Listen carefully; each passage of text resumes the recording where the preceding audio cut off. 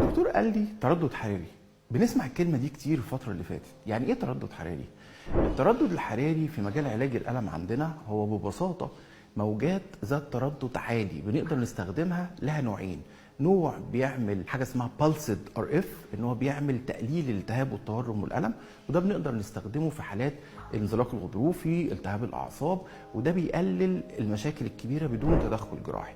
وده إجراء بسيط بنعمله جوه أوضة العمليات بدون جراحة بمخدر موضعي، والعيان بيخرج في نفس اليوم بعد ساعتين من الإجراء يروح بيته إن شاء الله بشكل أحسن.